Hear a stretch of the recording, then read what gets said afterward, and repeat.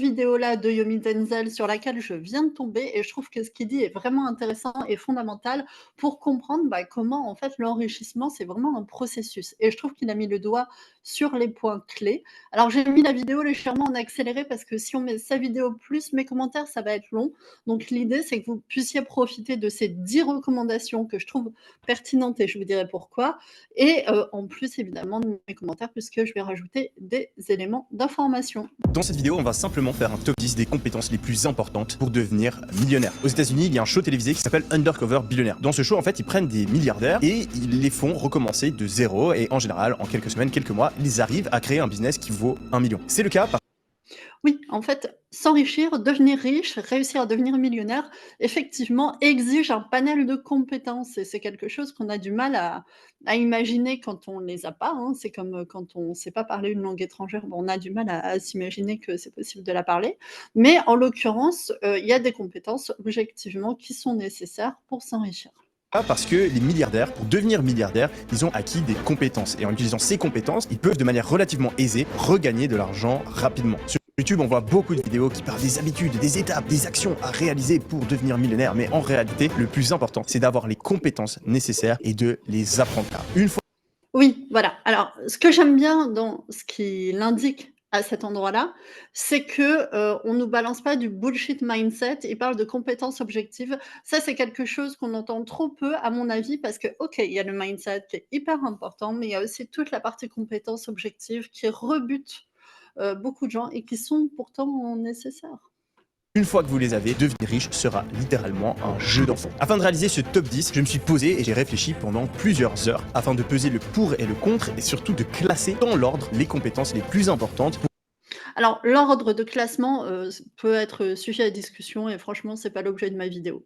pour réussir à devenir riche. On commence avec la 10e compétence la plus importante qui est de savoir investir. En effet, vous auriez peut-être pensé que ça allait être beaucoup plus haut dans la liste et c'est vrai que j'ai longtemps hésité à la mettre plus haut, mais je me suis dit que j'allais faire un top 10 qui se consacrait à devenir riche relativement rapidement. Si vous voulez devenir millionnaire avant votre mort, je pense que l'investissement, c'est probablement la compétence la plus importante car en réalité, même en gagnant 2-3 000 euros par mois, si vous l'investissez correctement et que vous avez beaucoup de discipline par rapport à ça, eh bien vous devriez mourir plus ou moins millionnaire. Mais bon, sur cette chaîne, le but c'est de parler de comment devenir riche rapidement. Car oui, c'est possible. Devenir riche facilement, c'est une illusion, mais devenir riche rapidement, c'est bel et bien possible. J'en suis là. Oui, alors le problème de l'investissement, c'est que si vous démarrez sans capital, il faut vivre, 500 ans ou alors il faut avoir un capital de plusieurs, millions d'euros, pour que ce soit significatif. Donc vous ne pouvez pas compter que sur l'investissement. Effectivement, c'est important de savoir investir, mais c'est réservé à des gens qui ont déjà un patrimoine parce que, à ma connaissance, jusqu'à maintenant, on ne vit pas, 500 ans ou 1000 ans. Donc c'est sympa les histoires d'intérêts composés, mais c'est pas suffisant. Je suis la preuve vivante, je suis passé d'étudiant fauché à millionnaire en un an et j'ai vu des centaines et des centaines de personnes passer de fauché à gagner 10, 20, même voire 30 000 euros par mois en quelques semaines des fois. Mais bon, pour réussir à faire ça, il faut en général pas mal de chance et travailler extrêmement dur. Ce qui est sûr, c'est que les investissements, ça prend du temps avant d'être rentable, à moins qu'on prenne énormément de risques et que c'est pas vraiment une manière de gagner de l'argent. C'est plus une manière de conserver et faire fructifier. Oui, petite remarque, plus les gens avancent en âge, plus ils se rendent compte que leurs petits, investissements avec des taux à 5-6-7 ça va pas suffire et plus ils ont tendance à augmenter le niveau de risque parce qu'ils prennent conscience du fait, qu'il y a plus beaucoup de temps quoi et qu'en gros, on mise gros sur quelque chose de très risqué ou, quelque part c'est un peu foutu. En tout cas, la stratégie investissement, c'est pour ça qu'il en faut d'autres. Fructifier notre argent. C'est donc utile, mais ce n'est pas nécessaire. En effet, la plupart des millionnaires que je connais ne sont pas spécialement bons en investissement. Et il y en a même beaucoup d'entre eux qui ont perdu des sommes assez importantes en investissement et qui sont quand même devenus millionnaires. Du coup, je vous recommanderais de connaître les bases de l'investissement passif. J'ai d'ailleurs fait une vidéo là-dessus que je mettrai en lien en annotation. Mais soyez conscient que ce n'est pas quelque chose de nécessaire, d'obligatoire pour devenir millionnaire. 9e compétence la plus importante, ça va être ce qu'on appelle les people skills, les compétences sociales, entre guillemets. Le fait de savoir networker, le fait de savoir s'excuser, de savoir faire preuve d'empathie, d'être une bonne personne, tous ces comportements qui vont vous aider à nouer des amitiés et à être apprécié de votre entourage ou de vos collaborateurs. C'est quelque chose de très puissant parce que ça va vous permettre de vous faire des amis qui vont pouvoir vous aider dans votre business, que ce soit un cercle d'amis qui vous motive et vous donne des conseils, ou bien des collaborateurs qui vont carrément travailler avec vous en tant qu'employé ou bien Alors, petite remarque classement, moi, les compétences sociales, je les aurais mises de manière plus élevée, mais c'est peut-être parce que subjectivement, ça fait davantage partie de ma stratégie à moi que pour d'autres personnes. 9e, ça me semble un peu l'âge, mais bon.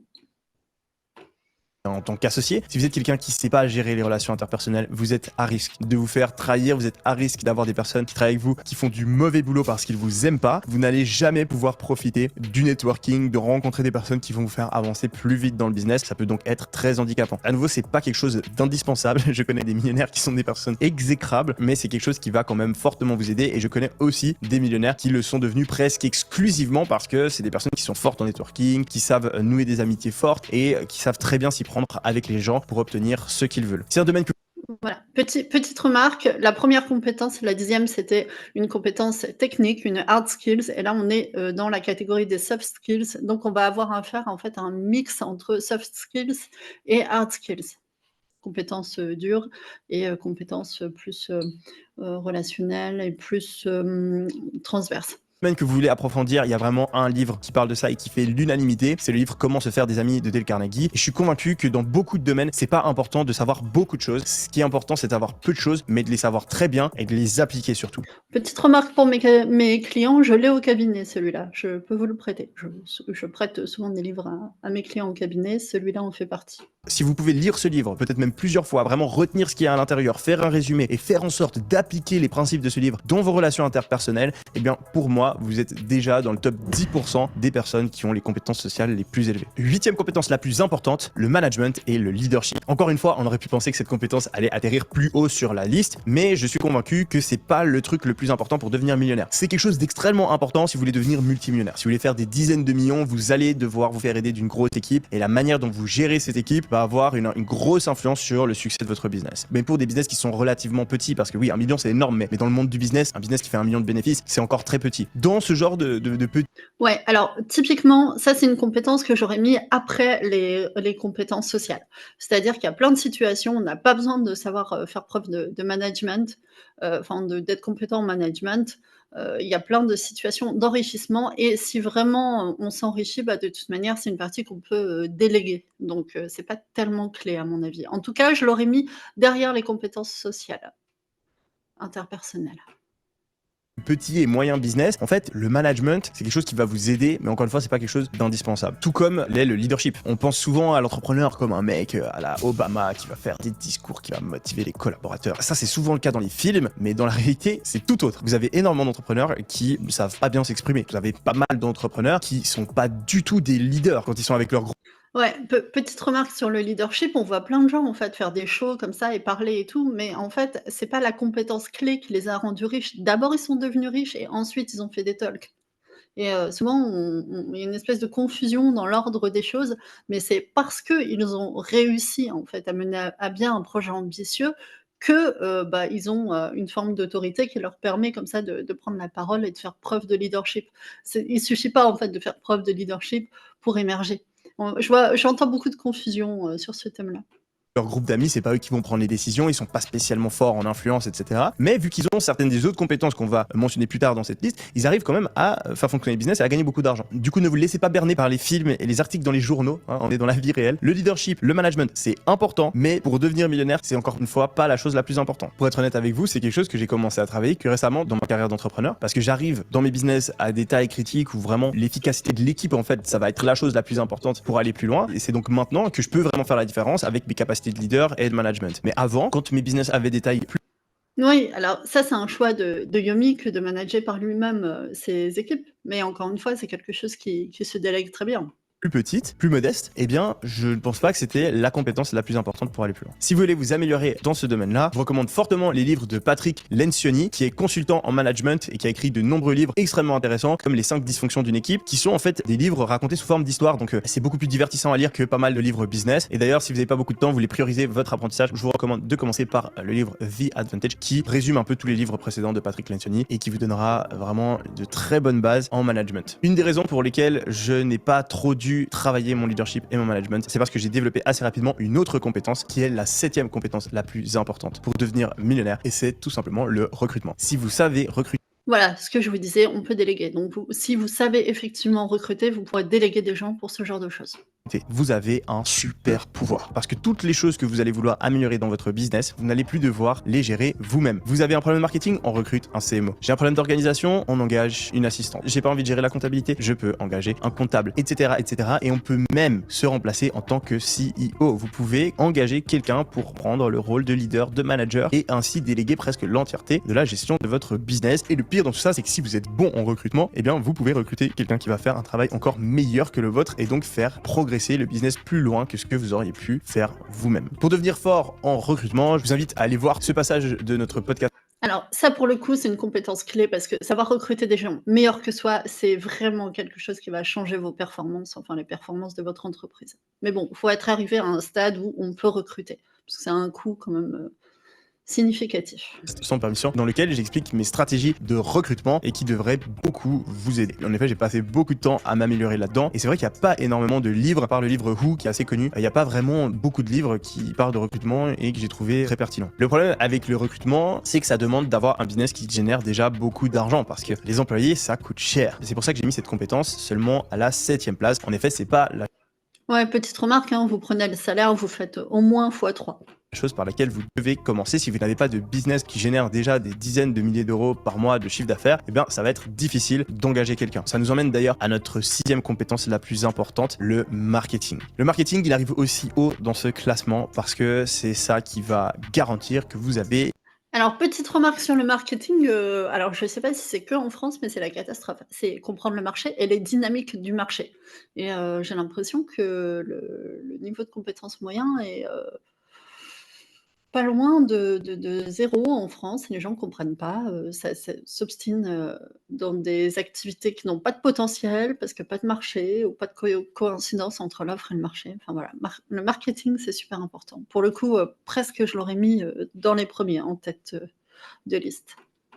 du cash, que vous avez de l'argent qui rentre dans votre business. Et ça, c'est la raison principale de l'échec de la plupart des business aujourd'hui. Quand on sait qu'il y a 80 à 95% des business qui se lancent qui échouent et que probablement plus de la moitié d'entre eux le font parce qu'ils gagnent tout simplement pas assez d'argent, eh bien, on se rend compte que être fort en marketing, c'est très très important si on veut devenir riche. Le marketing, ça peut être quelque chose d'assez flou et compliqué. Et pour moi, ça peut s'expliquer de manière très simple. Le marketing, c'est réussir à savoir ce que les gens veulent et leur donner envie de l'acheter. Et si vous avez fait ces deux choses-là, vous allez gagner de l'argent. Pour réussir à savoir ce que les gens veulent, il va falloir comprendre la psychologie humaine, comment fonctionnent les désirs et les besoins qui nous Alors pour moi, donner envie d'acheter, on est au-delà, on est au niveau de la vente. Donc c'est pour le coup, il dépasse, la sphère du marketing.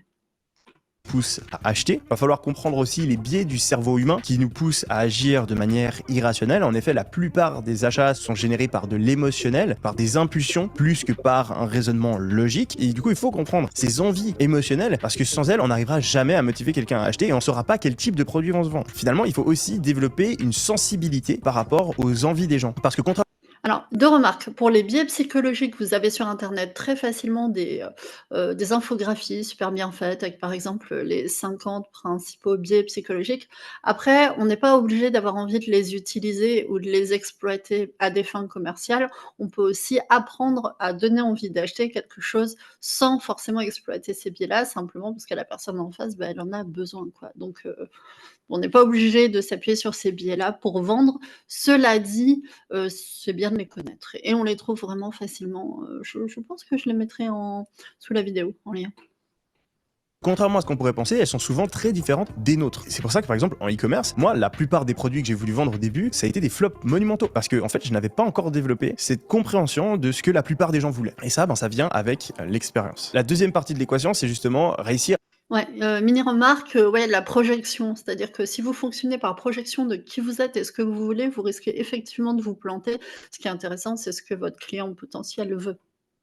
à convaincre les gens d'acheter le produit qu'on a. C'est super important de comprendre que si on a un produit qui répond pas à un désir, qui répond pas à un besoin, on peut être le meilleur vendeur, ça va pas fonctionner. Donc la première partie de l'équation est super importante. Mais une fois qu'on a un bon produit qui donne envie, il faut quand même pousser les gens à faire le dernier pas. Et ça, c'est une partie qui est un petit peu plus facile à apprendre parce qu'elle ne nécessite pas vraiment d'expérience. Vous allez pouvoir lire des livres comme Persuasion ou bien Influence de Robert Cialdini et vous allez comprendre la plupart de ces mécanismes. Ce qui aide aussi pas mal, c'est de faire de la vente, même pendant une courte période, juste faire commercial pendant un mois ou quelques semaines en parallèle de ses études, ça va vraiment faire une grosse différence sur la compréhension de comment est-ce qu'on vend quelque chose à quelqu'un. Et ça va aussi Ouais, c'est bien ce que je pensais, il met le marketing et la vente ensemble.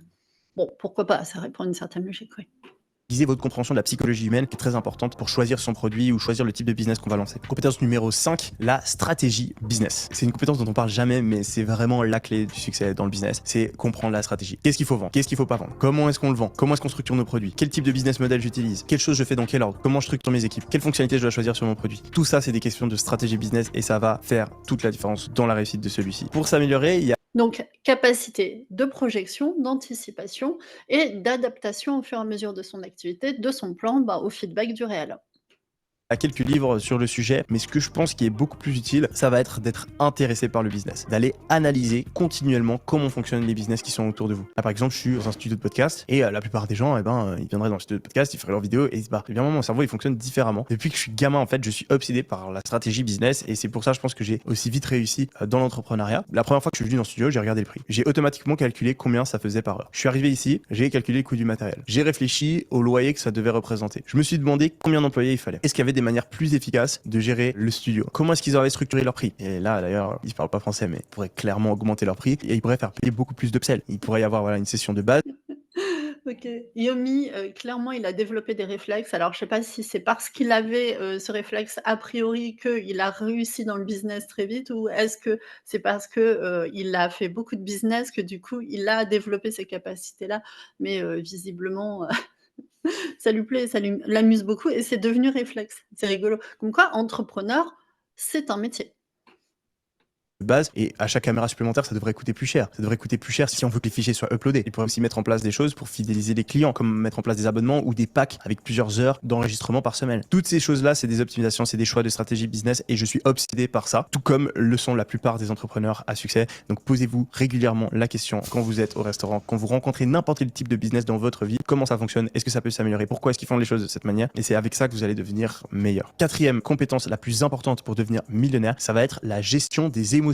Et on arrive sur des trucs un petit peu contre-intuitifs. On a pas mal de personnes qui pensent que le business, mais ça n'a rien à voir avec les émotions, c'est un truc, Et oui, quand je fais ma proposition en évolution professionnelle, en accompagnement à la création, reprise d'entreprise, quand je parle de relation à l'argent, on me dit: «C'est quoi le rapport avec les émotions?»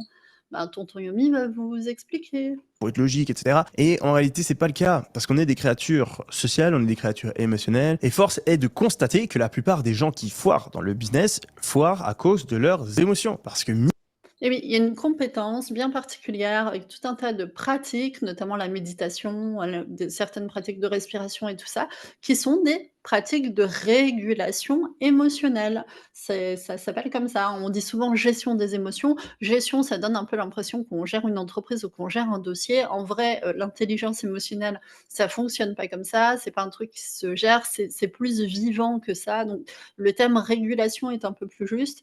Mais sur le fond, je rejoins ce que dit Yomi.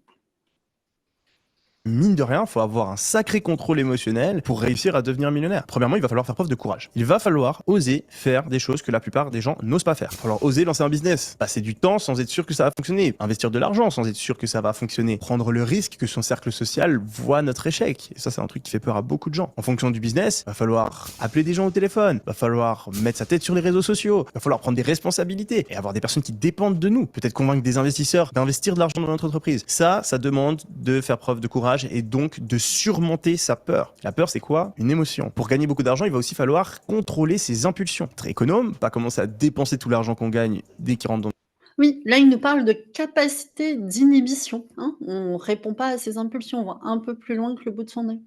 notre compte en banque. Il va falloir résister à l'appât du gain, de changer de business model tous les 2 mois ou d'aller investir son argent dans des plans douteux. Il va falloir négocier et pas donner trop de pourcentage à des associés ou distribuer des salaires qui sont trop élevés. Et ça, c'est très difficile pour beaucoup de personnes parce qu'il faut oser dire non, il faut oser se mettre dans l'inconfort où on est dans le conflit. Il va falloir potentiellement virer quelqu'un. Ça aussi, c'est quelque chose de difficile émotionnellement. On n'y pense pas, mais en réalité, la majorité de la difficulté dans la réussite d'un business, c'est une difficulté émotionnelle. Il va falloir se battre contre les émotions.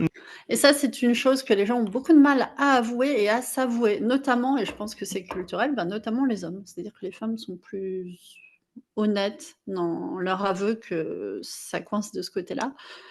Beaucoup d'hommes, pas tous, hein, bien sûr, heureusement, ont du mal à dire, voilà, je suis trop impulsif, je suis trop anxieux, je suis trop, il peut y avoir plein de problèmes, émotionnels qui pourrissent, l'activité d'un entrepreneur.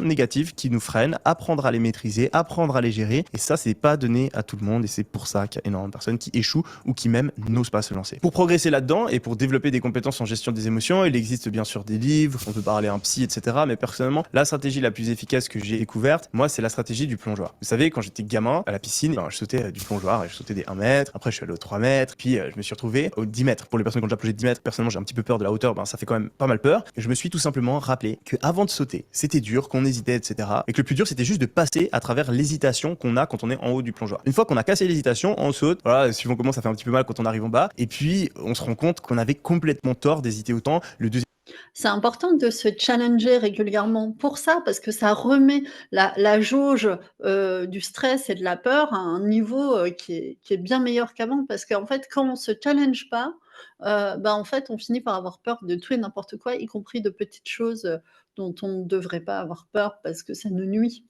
Deuxième saut, il est super facile, le troisième encore plus, et on réalise qu'on avait un blocage qui n'avait pas lieu d'être, et en plus de ça, que réussir à passer à travers ce blocage, ça nous rend extrêmement heureux. Une fois qu'on a réussi à sauter des 10 mètres, on est fier et on se sent bien et on est excité, etc. Par rapport aux émotions, c'est la même chose. Quand on a une émotion qui nous freine, comme la peur par exemple de lancer un business, et bien le plus dur c'est de combattre l'hésitation. Combattre le je le fais, je le fais pas, je le fais, je le fais pas. Et une fois qu'on part, une fois qu'on avance sur le plongeoir, qu'on commence à lancer le truc et qu'on fonce, on se rend compte qu'il y avait en réalité aucun risque, ou que les risques étaient beaucoup moins grands que ce qu'on pensait. Mieux encore, une fois qu'on a passé à travers Voilà, je parlais de ça, réétalonner l'échelle de risque. C'est-à-dire qu'on si on prend jamais de risque, on considère un petit risque comme quelque chose de hyper risqué alors que c'est ridicule. tout ça, eh bien on se sent plus fort et on a envie d'attaquer le prochain risque. Et c'est la même chose pour tous les problèmes émotionnels. La peur de prendre des risques, il faut simplement oser la surmonter de plus en plus jusqu'à s'habituer. La peur de virer un collaborateur, il faut la surmonter. Le fait d'avoir envie de changer de business, il faut savoir juste se dire stop à un moment et au fur et à mesure, on apprend à dire non, on apprend à se contrôler, etc., etc. Troisième compétence la plus importante pour devenir millionnaire, la productivité. Les amis, on va pas se mentir, travailler pour devenir riche, c'est important. Plus vous travaillez, Alors oui, et en même temps, la productivité au niveau de l'entreprise, c'est un truc, ça peut se déléguer, pareil. Si vous n'êtes pas hyper fort en productivité, mais que vous arrivez à avoir un business qui tient la route et que vous êtes au stade où vous pouvez recruter, vous pouvez prendre des gens hyper bons en productivité. Il y a des personnes qui sont, spécialistes de ça. et en général, plus vous gagnez d'argent. Je sais, il y a plein de gens qui sont pauvres et qui travaillent beaucoup. Et il y a aussi des basketteurs qui sont super petits. Mais Ouais, c'est vrai que la productivité à titre personnel, au moins pour le lancement d'une entreprise, on peut difficilement être mauvais là-dessus. vous n'allez pas me dire qu'être grand, quand on joue au basket, c'est un désavantage. Vous n'allez pas non plus me dire que c'est pas vrai que la plupart des basketteurs sont grands. Eh bien, c'est exactement la même chose. La plupart des millionnaires, ils travaillent dur. Certes, il y a quelques millionnaires qui ont rien foutu. Et il y a des gens pauvres qui travaillent beaucoup. Mais plus on travaille dur, en général, plus on gagne d'argent. Et ce qui est super important de comprendre, quand on parle de travail, il y a deux choses. Il y a Ouais, c'est pas blanc ou noir, c'est, tu augmentes statistiquement tes chances de devenir riche si tu travailles beaucoup. Tu augmentes statistiquement tes chances de devenir riche, si tu travailles très, très bien, très efficacement et ces chances que tu augmentes ne te garantissent en aucun cas d'y arriver, pour autant. Mais c'est vrai que c'est un peu comme le cancer, quoi. Si tu as plein, de comportements cancérogènes, ça augmente tes risques d'avoir un cancer. Bon, là, c'est dans l'autre sens, mais effectivement, c'est des stats. l'input, l'énergie de base qu'on met dans le travail, et il y a l'output, le résultat du travail. Et quand moi je parle de productivité, je vous parle du résultat de travail. Je vous parle pas du nombre d'heures qui est passé. Je vous demande de la qualité et la quantité du travail qui en ressort. Prenons l'exemple d'un peintre. Un peintre qui est super lent et qui a un tout petit pinceau et qui a une technique de peinture de mur ultra nulle et qui met 16 heures à peindre un mur, eh bien ouais, il aura passé presque une journée entière à peindre et dans sa tête, il aura travaillé extrêmement dur. Il a une input, une quantité d'heures de travail qui est élevée, mais il a un output qui est pas incroyable. À l'inverse, un mec qui est Alors là, j'ai une remarque à faire. L'exemple du peintre, vraiment, quand j'ai entendu cette vidéo la première fois, je me suis dit: «Mais c'est l'exemple parfait». L'exemple du peintre, il y a la technique de travail, la manière dont on peint, mais il y a aussi les outils. C'est-à-dire que, je sais pas si vous avez déjà fait, des travaux chez vous, mais c'est le jour où vous avez un peintre qui arrive avec son pistolet et qui fait psh après avoir tout bâché et qui en 5 minutes, repeint votre pièce, principale, voyez la différence entre travailler efficacement avec le bon outil et travailler, à la main à l'ancienne, sans le bon équipement. Donc il y a un sujet d'efficacité dans la méthode, mais il y a aussi un sujet d'outils et c'est pourquoi j'ai trouvé que cet exemple était, très bon. qui est ultra efficace, il travaille à fond, il transpire, il est là et il prend un énorme rouleau et il a une technique de peinture super efficace, eh bien lui, il peut finir le même travail en 4 heures de travail. Donc il a une input qui est pas dingue, il a travaillé une après-midi, mais Ouais, et il peut faire la même chose quelque part en 1 heure avec un pistolet à peinture, quoi. Avec le bon équipement et le petit masque qui va bien et quelques bâches. C'est fou. Super exemple, Yomi. son output est beaucoup plus élevé. Quand on achète un iPhone, on s'en fout qu'il y ait eu 10 heures, 100 heures, 1000 heures de travail derrière. Ce qu'on veut, c'est que le téléphone fonctionne. Et le prix des iPhones dans les rayons, il dépend pas du nombre d'heures qui ont été passées à les créer. C'est le résultat qui compte. C'est donc pour ça que la productivité, c'est super important pour devenir riche. Parce que la productivité, c'est la maximisation de votre output. Pas du nombre d'heures que vous passez, mais du résultat qu'il y a. Et le résultat, il dépend de 2 choses. C'est le nombre d'heures de travail fois la qualité du travail. Et donc notre but, ça va être de maximiser les deux. Comment est-ce qu'on fait pour maximiser notre quantité de travail? Il va falloir développer des compétences en discipline, en motivation, en vision, en objectif, planification, en focus, deep work, etc. Et comment est-ce qu'on maximise la qualité de travail? Eh bien, on va faire ce qu'on appelle de la priorisation. On va faire seulement les actions les plus efficaces. Ouais, voilà, il manque, la partie, technique parce qu'en fait, tout ça, c'est super important, mais sans les bonnes compétences techniques, ça ne suffit pas. Enfin, c'est mon avis. Et dans le bon ordre. La productivité, c'est d'ailleurs un domaine qui me passionne et j'ai fait il y a quelques mois un guide complet là-dessus qu'on vous mettra en haut à gauche de la vidéo et dans la description si ça vous intéresse. Deuxième compétence la plus importante pour réussir à devenir extrêmement riche, la prise de décision. Et ça devrait motiver pas mal d'entre vous à vous bouger le cul et à vous former là-dessus parce que personnellement, j'ai mis pas mal de temps à faire ce classement et quand j'ai réalisé que la prise de décision était en 2e place et que j'avais pas lu un seul livre sur la prise de décision, je me suis dit que j'étais Alors, je sais pas si c'est parce que j'ai fait logique à l'université et que, du coup, je suis quelqu'un d'hyper logique, mais je suis toujours hyper choquée de voir à quel point les gens prennent leurs décisions mal sur, des critères totalement irrationnels. Genre: «Oh, il y avait comment dire? Il faisait beau le jour où j'ai visité cette maison, un joli petit oiseau est venu se poser sur l'épaule, donc j'ai acheté cette maison». Enfin, c'est un truc qui me sur des décisions qui impactent leur vie entière, quoi. Ou, je venais de quitter mon mec, lui, il est passé, il était pas mal, il m'a fait un clin d'œil, donc je l'ai épousé, quoi. Donc, mais il a raison, hein, les compétences en prise de décision, c'est des compétences clés. extrêmement con. Je suis actuellement en train de lire 3 livres sur le sujet et j'ai même engagé un coach pour m'améliorer là-dedans parce que justement, eh ben, j'avais pris une mauvaise décision. J'avais pris la décision de me former dans des domaines qui étaient relativement peu importants par rapport à mes objectifs financiers et j'avais délaissé cette compétence qui pourtant est la clé du succès. Voilà, donc il parle du fait qu'il avait mal priorisé son développement de compétences. Donc savoir poser les priorités de manière logique, c'est super important.